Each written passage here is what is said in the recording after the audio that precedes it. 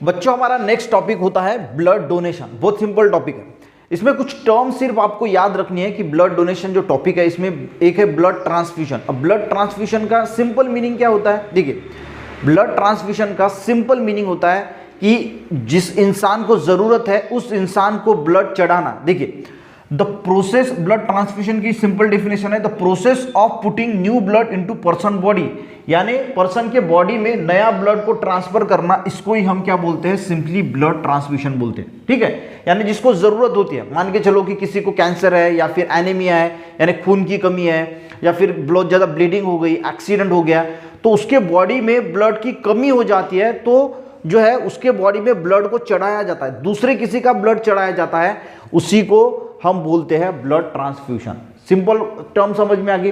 अब दूसरी टर्म है कि ब्लड बैंक क्या होता है। देखिए, अगर मान के चलो कि एक होता है ब्लड डोनर, ये तो कंसेप्ट हम सबको पता है कि हम ब्लड डोनेट करते हैं। ठीक है, ब्लड डोनर यानी जो ब्लड को डोनेट कर रहा है, किसी दूसरे को दे रहा है, उसको बोला जाता है ब्लड डोनर। और जिसको ब्लड चढ़ाया जा रहा है, जो ब्लड को एक्सेप्ट कर रहा है, उसको बोला जाता है ब्लड एक्सेप्टर।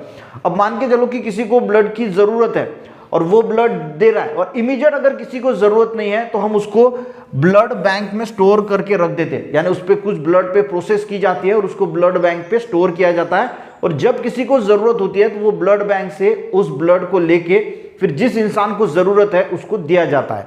अब इसमें भी कंसेप्ट है ओ, इसको यूनिवर्सल डोनर बोला जाता है। जो ब्लड ग्रुप ओ है, ओ का मीनिंग यूनिवर्सल डोनर, यानी जिसका ब्लड ग्रुप ओ है, इसका ब्लड सभी ब्लड ग्रुप वाले को चलता है, यानी ए वाले को भी चलेगा, बी वाले को भी चलेगा और ए बी वाले को भी चलेगा जिसका ब्लड ग्रुप ओ है, और इसीलिए इसको यूनिवर्सल डोनर बोला जाता है। ये आपको याद रखना है, ये कॉम्पिटिटिव एग्जाम में भी पूछा जाता है। एक होता है यूनिवर्सल एक्सेप्टर जो है ए बी, यानी जिसका ब्लड ग्रुप ए बी है उसको किसी का भी ब्लड ग्रुप चलेगा।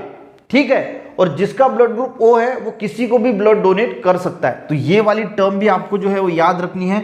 बाकी बहुत सिंपल कंसेप्ट है, इसको अच्छी तरीके से हमने समझने की कोशिश की, जो मेन टॉपिक्स थे वो भी अच्छी तरीके से समझने की कोशिश की। देखिए, पढ़ने की कोई शायद ज़रूरत है नहीं, आप पढ़ेंगे तो आपको ध्यान में आ जाएगा कि ब्लड डोनेशन क्या है, ब्लड बैंक क्या है। देखिए, blood is collected, blood bank के बारे में थोड़ा पढ़ लेते हैं कि अगर किसी को blood is collected in blood bank by specific method from the healthy person and supplied to the needful person, if the collected blood is not useful in immediately, अगर इमीडिएटली यूजफुल नहीं होता तो वो हम it can be stored some day in refrigerator.